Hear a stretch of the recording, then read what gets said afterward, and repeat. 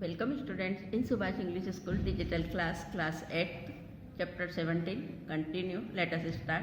Saturn, Shani. Beyond Jupiter is Saturn which appears yellowish in color.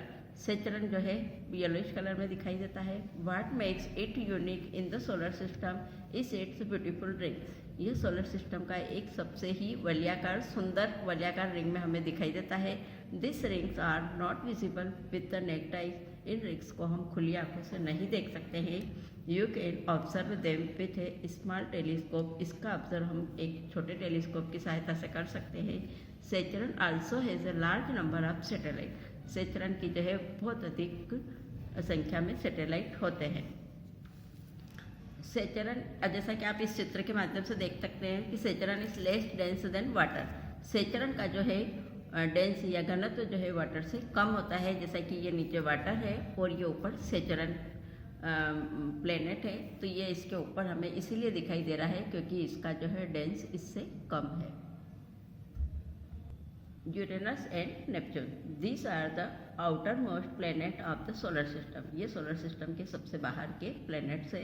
They can be seen only with the help of large telescope. इसको हम केवल एक telescope की सहायता से ही देख सकते हैं. Like Venus Uranus also rotate from east to west. जो और यूरेनस और वीनस जो है ईस्ट से वेस्ट की ओर रोटेट करते हैं. The most remarkable features of Uranus is that it has highly tilted rotation axis. Uranus की सबसे मुख्य विशेषता ये है, उसका लक्षण कि ये बहुत अधिक अपने अक्ष पर झुका हुआ है. जैसा कि आप इस चित्र में देख सकते हैं कि ये यूरेनस अपने अक्ष पर बहुत अधिक झुका हुआ और इस तरह से ये अपने ऑर्बिट में घूमता रहता है. As a result in its orbital motion it appear to roll on its side. इसका परिणाम ये होता है कि जो इसका मोशन जो है उनके कक्ष में वह एक रोल के समान हमें दिखाई देता है. Some other members of the solar system. Solar system के कुछ अन्य सदस्य. There are some other bodies which revolve around the sun. कुछ और भी पिंड है जो कि सूर्य के आसपास घूमते रहते हैं. There are also members of the solar system. ये भी सोलर सिस्टम के ही मेंबर है. Let us learn about some of the asteroid. There is a large gap in the between the orbits of Mars and Jupiter. Mars और Jupiter के बीच में बहुत अधिक, उनके कक्ष के बीच में बहुत अधिक गैप होती है. तो this gap is occupied by a large number of small object that revolve around the sun. और ये जो है बहुत अधिक संख्या में जो है छोटे छोटे पिंड के रूप में सूर्य के आसपास, सूर्य के वहाँ पे चक्कर लगाते रहते हैं. This are called asteroid. इनको हम एस्ट्रॉइड्स कहते हैं. Asteroids can only be seen through large telescope. Asteroid को हम सिर्फ बड़े टेलीस्कोप की सहायता से ही देख सकते हैं. Comets. Comets are also member of our solar system. Comets जो है हमारे सोलर सिस्टम का एक सदस्य है. They revolve around the sun is highly elliptical orbit. यह भी सूर्य के आसपास बहुत ही तेज गति से घूमता रहता है अपने कक्ष में. However their period of revolution round the sun is usually very long. और यह जो है सूर्य के बहुत अधिक लंबे समय तक उसके आसपास चक्कर लगाता है. A comet appears generally as a bright head with a long tail. उसमें जो है उसका एक चमकीला सिरा दिखाई देता है और वह एक पूंछ भी, उसमें लंबी पूंछ दिखाई देती है. The length of the tail cross in size as it approach the sun. इसकी जो टेल की जो लंबाई है वह सूर्य के पहुंच से जितनी दूर होगी उतनी ही उसके हिसाब से उसकी टेल क्रॉस करती है. The tail of a comet is always directed away from the sun. और जो ये कॉमेट जो होता है पुच्छल तारा, वह डायरेक्ट सन से दूर रहता है.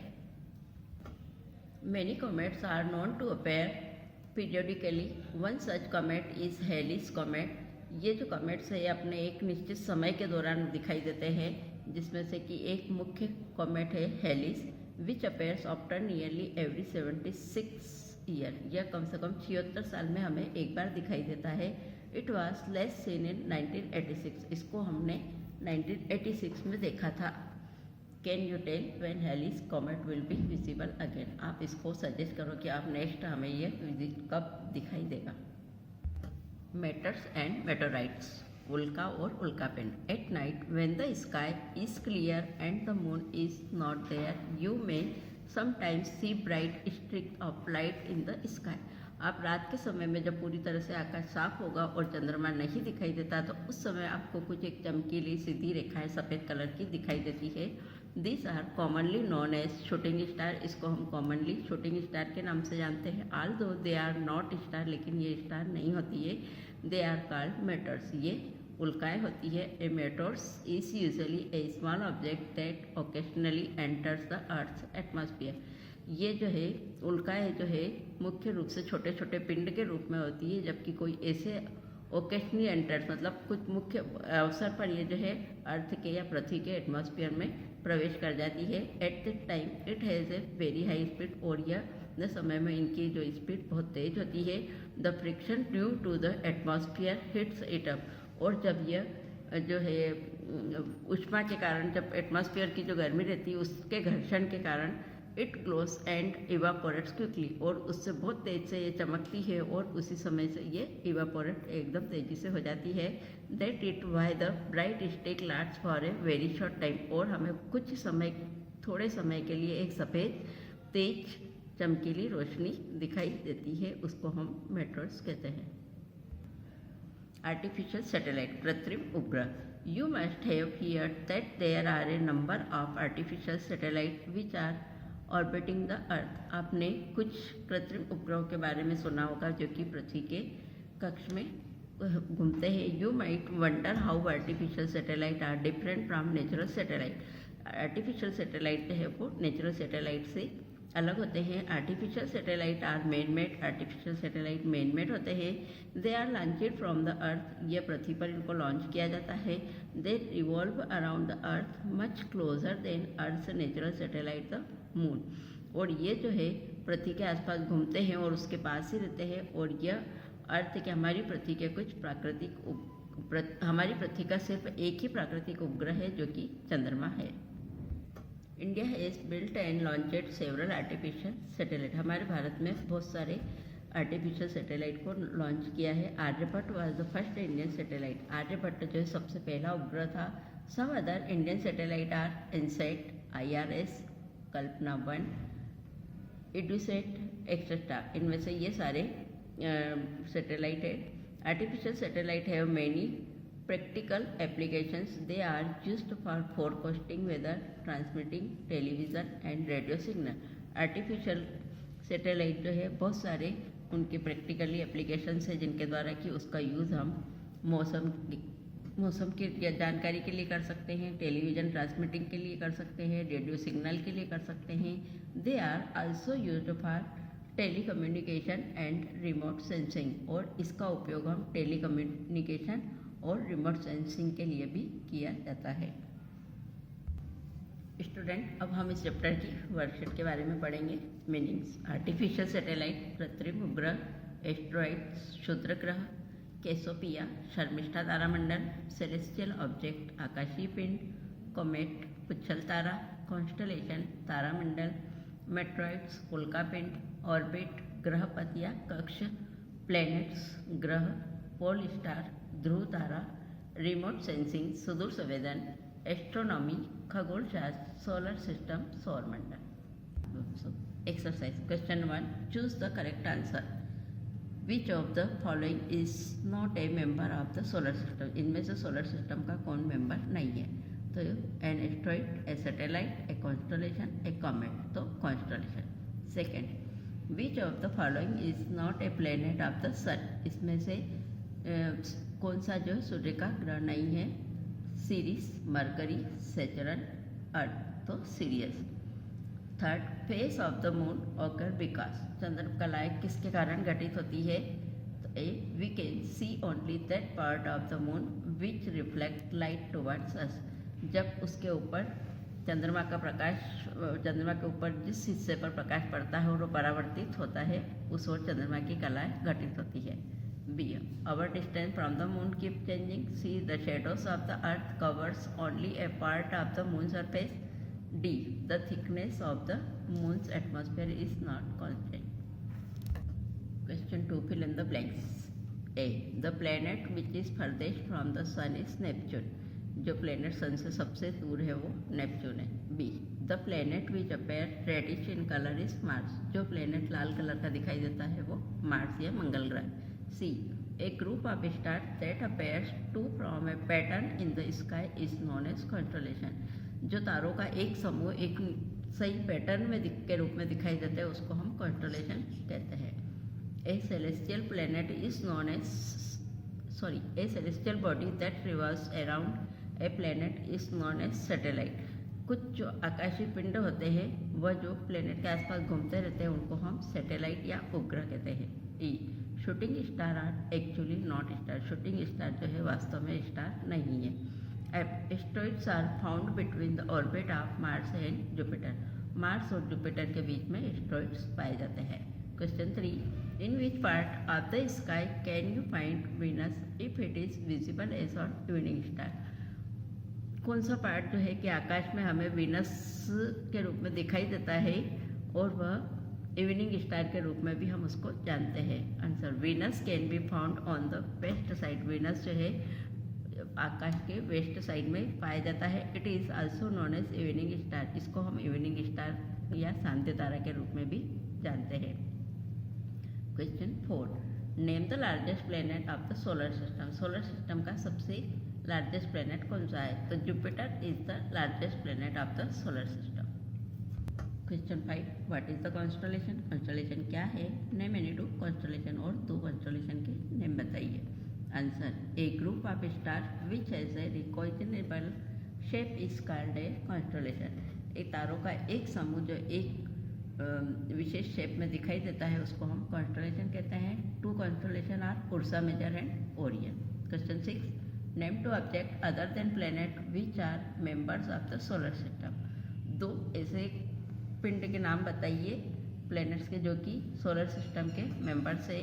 Answer, comets and asteroids, 2 object other than planet, comet और एस्टेरॉइड जो है 2 पिंड है जो कि प्लेनेट से अलग है। Number 1, comets, they revolves around the sun in highly elliptical orbit, यह सन के आसपास बहुत तेज गति से घूमते रहते हैं।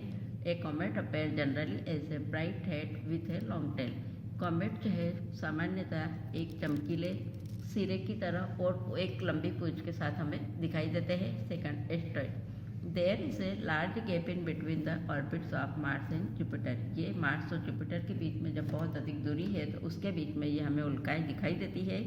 This gap is occupied by a large number of small object that travel around the sun, इसमें बहुत अधिक संख्या में कुछ छोटे छोटे जो पिंड होते हैं वो सन के आसपास घूमते रहते हैं।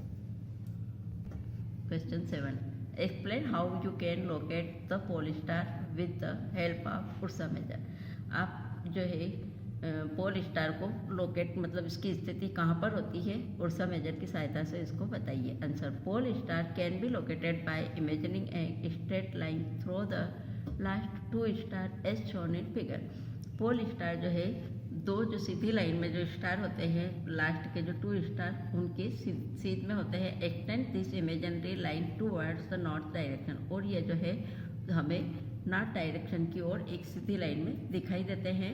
About 5 times the distance between the 2 stars, मतलब 2 स्टार्स की जो 5 गुना जो दूरी होती है उनके बीच में दिखाई देते हैं। This line will lead to a star which is not too bright, और यह जो है स्टार जो है चमकते हुए नहीं दिखाई देते। This is the pole star, इसको हम ध्रुव तारा कहते हैं। जैसा कि आप इस चित्र में देख सकते हैं ये पोल स्टार है यहाँ पर, और ये उर्सा मेजर कॉन्स्टेलेशन है। तो इसमें जो ये 2 स्टार है इसकी सीधी लाइन में हमें ये पोल स्टार यहाँ पर दिखाई देगा, और ये और अन्य जो है इसकी ये लोकेटिंग जो इसके है 5 स्टार्स और हमें दिखाई देंगे।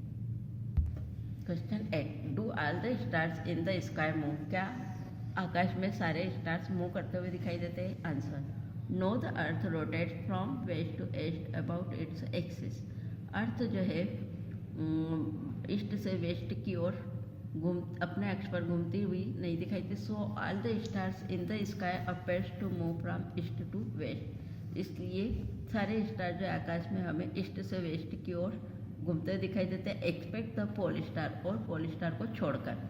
The pole star does not appear to move in the sky, pole star जो है मूव नहीं करता है आकाश में, because it is located above the axis of rotation of the earth in the north direction. क्योंकि ये जो है पोल स्टार जो है अपने अक्ष के समक्ष अर्थ से, पृथ्वी से जो है नॉर्थ डायरेक्शन में हमें दिखाई देता है। Question 9, the radius of Jupiter is 11 times. Jupiter का जो है रेडियस है वो 11 times the radius of the earth, earth से जो है वो 11 गुना है। Calculate the ratio of the volumes of Jupiter, तो जुपिटर की वॉल्यूम हमें ज्ञात करना है एंड द अर्थ, और अर्थ की। How many earths can Jupiter accommodate, और जुपिटर जो है अर्थ से कितना बड़ा है। तो let us the radius of the earth R, हम मानते हैं कि जैसे कि अर्थ का रेडियस को हम आर मान लेते हैं, the radius of Jupiter will be 11 R, क्योंकि जुपिटर जो है उससे 11 टाइम्स बड़ा है, इसलिए उसको हम 11 आर मान लेंगे। The volume of earth 4/3 pi R cube, और जो अर्थ का जो वॉल्यूम है वो 4/3 पाई आर क्यूब है। द वॉल्यूम ऑफ जुपिटर, तो जुपिटर का उससे 3 टाइम्स है, तो 11 टाइम्स है, तो 4/3 pi 11 R cube. The ratio of the volume of Jupiter and earth, तो जुपिटर और अर्थ का जो रेशियो है वॉल्यूम का वो इस प्रकार से ज्ञात करेंगे हम, 4/3 पाई 11 आर 3, ऊपर हम जुपिटर का और नीचे 4/3 पाई आर क्यूब अर्थ, तो पाई आर 3 से कट हो जाएगा, और ये 4/3 भी कट हो जाएगा, तो ओनली बचा है हमें 11 क्यूब। तो 11 क्यूब को हम 3 टाइम्स मल्टीप्लाई करेंगे तो 1331 इसका जुपिटर है। जुपिटर कैन एकोमोडेट 1331 अर्थ, मतलब उससे ये 1331 गुना अर्थ बड़ी है। स्टूडेंट, इस चैप्टर की वर्कशीट को आपको कॉपी में नोट करना है एंड लर्न करना है। थैंक्स।